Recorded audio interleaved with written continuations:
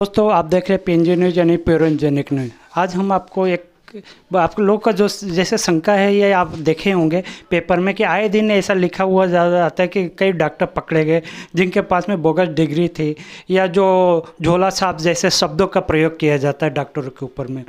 तो हमारा प्रयास ऐसा है कि जितने भी लोग हैं हमारे दर्शक मित्र, उनका जो ये जो डाउट है कि आखिर ये जो झोला छाप क्यों बोला जाता है, क्या एक डॉक्टर के लिए ये जो शब्द है अच्छा लगता है, बोगस डॉक्टर कौन होता है, ये बोगस जो शब्द है एक डॉक्टर के लिए अच्छा लगता है। तो यही सब जो आपका जो शंका को दूर करने के लिए आज हमारे साथ में हैं डॉक्टर अरविंद गिरी, जो आयुष्मान हॉस्पिटल के चेयरपर्सन है। उनसे हम आपका मुलाकात करेंगे और इसके बारे में पूरी जो प्रक्रिया के साथ में हम आपका जो भी शंका है उसको दूर करने के प्रयास करेंगे।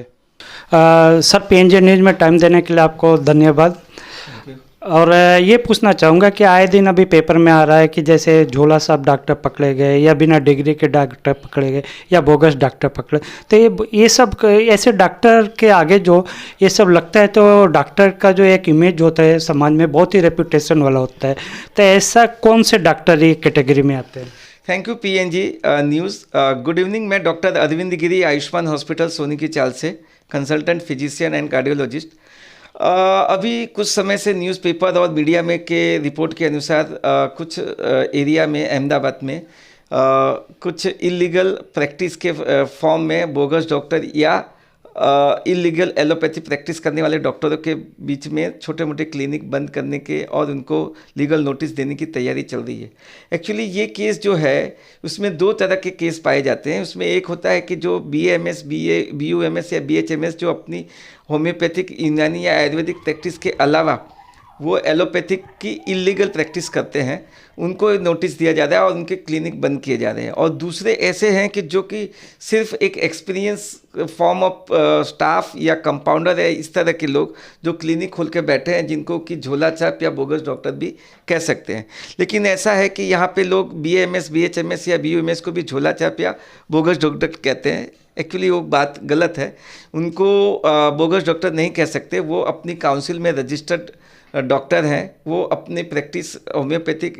यूनानी या आयुर्वेदिक में वो कर सकते हैं। लेकिन उनके इस प्रैक्टिस के अलावा वो इलीगली जो एलोपैथी प्रैक्टिस करते हैं वो प्रैक्टिस उनके लिए अलाउड नहीं है, जिसके लिए सरकार उनके ऊपर थोड़ा सा एक्शन ले रही है और उनको क्लिनिक बंद करने की तैयारी कर रही है। तीसरी चीज़ ये है कि ये जो डॉक्टर हैं BAMS, BHMS, उनको एक ब्रिज कोर्स के रूप में उनको ट्रेन करके, जिसको ट्रेंड कोर्स कहते हैं, वो करके उनको एलोपैथी प्रैक्टिस की जो एक्सपीरियंस दिला के उनको एलोपैथिक प्रैक्टिस के लिए तैयार करने की भी कोशिश होती है। कुछ स्टेट में हुई है, सब स्टेट में तो नहीं हुई है, वो कुछ स्टेट में हुई है। जैसे कि साउथ के कुछ स्टेट, तमिलनाडु में ये कोर्स ऑलरेडी है। इस कोर्स के अनुसार अगर आप उस कोर्स, ब्रिज कोर्स या उस कोर्स ट्रेनिंग कर लेते हो तो उसके अनुसार आप एलोपैथिक प्रैक्टिस कर सकते हैं। लेकिन वो अभी फ़िलहाल गुजरात या दूसरे स्टेट में नहीं है, इसलिए इनके ऊपर ये चीज़ें चल रही हैं। एक चीज़ और इसमें देखा गया है कि ये जो प्रैक्टिस करते हैं, इनके पास एक तो कोई प्रॉपर नॉलेज नहीं होता है, तो वो जो कुछ दवाओं का मिसयूज ये इनके केसेस में बहुत देखने मिला है। और एक स्टडी के अनुसार कि जो डॉक्टर एलोपैथी डॉक्टर हैं, MBBS, MD या MS जो भी हैं, वो जो दवाओं का यूज़ करते हैं, खास करके एंटीबायोटिक के बारे में, वो बहुत कम और बहुत सोच समझ के और बहुत निश्चित जगह पे ही करते हैं। जबकि ये अदर देन एलोपैथी जो है BUMS, BHMS या BMS और इवन दो जो trend compounder in form of bogus doctor या झोला छाप डॉक्टर जिनको कहते हैं, ये लोग इनका बहुत ही ज़्यादा मिसयूज़ करते हैं रिजल्ट की जल्दी प्राप्ति के लिए। पेशेंट को जल्द से जल्द ठीक करें, जल्द से जल्द उनके में एक रिकवरी रेट हाई दिखाने के लिए और पेशेंट के संख्या बढ़ाने के लिए, जिसका सबसे बड़ा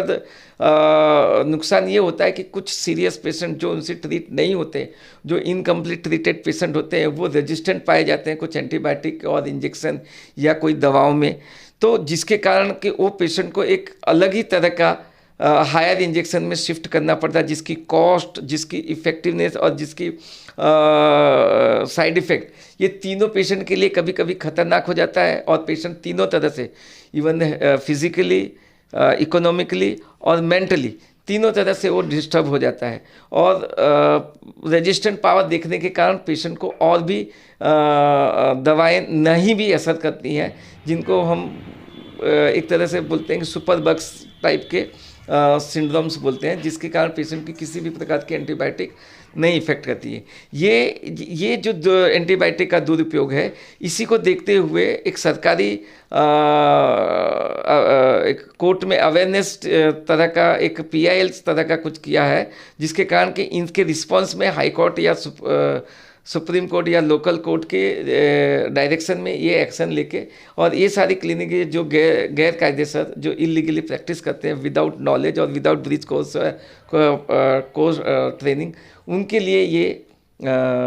एक्शन लिया गया है। अच्छा सर, ये पूछना चाहूँगा, जैसे BAMS और BHMS जो लिखते हैं डॉक्टर, तो कई बार देखा जाता है वो सिरिंज लगाते हैं, ये सब जो होते हैं, और जैसे कहीं घाव वगैरह है उसको जो ड्रेसिंग भी करते हैं उसमें सिलाई भी में एक जो स्टिचिंग वगैरह, तो वो सब क्या उनको राइट होती है? नहीं, देखिए एक्चुअली उनको में ये राइट तो नहीं है कि वो सिरिंज नीडल इंजेक्शन दे के या स्टिचेस लेने के, पर आयुर्वेदिक में कुछ कोर्स जैसे कि MD का कोर्स होता है, उसके अंदर इन लोगों को कुछ छाछ सूत्र टाइप की पद्धति सिखाई जाती है, जिसमें सिर्फ बांधना, नॉट स्टिचेस, वो बांधने तरह की इनके में ये कोर्सेस उनके में अलाउड है, लेकिन बाकी जैसे इलेक्ट्रो होम्योपैथिक, यूनानी या होम्योपैथिक में भी ये भी अलाउड नहीं है। तो उनको ये करना उनके लिए इलीगल है और वो एक पेशेंट को विदाउट एसेप्टिक प्रिकॉशन अगर ये करते हैं तो एक पेशेंट को बड़ी मुसीबत में भी डाल देते हैं, जिससे कि कुछ पेशेंटों को सेप्टिसेमिया, बड़े सेलुलाइटिस, इवन तो ऑस्टियोमाइलाइटिस तक देखने को मिले, जिसमें हाथ पैर काटने की नौबत भी आ सकती है। तो जहाँ तक हो सके आप ऐसी जगहें स्टिचेस या इंजेक्शन, ये सब चीज़ें कहाँ जहाँ पे ऑल एसेप्टिक प्रिकॉशन, जहाँ पे पूरी स्टरलाइजेशन प्रोसेस की ध्यान रखा जाता है, खास करके हॉस्पिटलों में, वहाँ पे अपने इस चीज़ों को ज़्यादा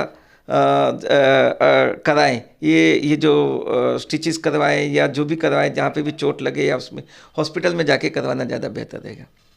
तो जैसे कि डॉक्टर साहब ने अभी भी बताया कि हायर जो डोज के जो दवा जो दे देते हैं पेशेंट में, ऐसा माइंड सेट हो जाता है कि ये डॉक्टर का जो है हाथ बहुत ही अच्छा है, मेरे को एक ही डोज में जो है अच्छा कर देता है। तो इस बात की ध्यान रखें कि जो ज़्यादा जो है हाई डोज दवा लेने से बचे, जिससे किडनी वगैरह फेल हो, ये सब जो ऐसे जो चीज़ें ना हो पाए। धन्यवाद।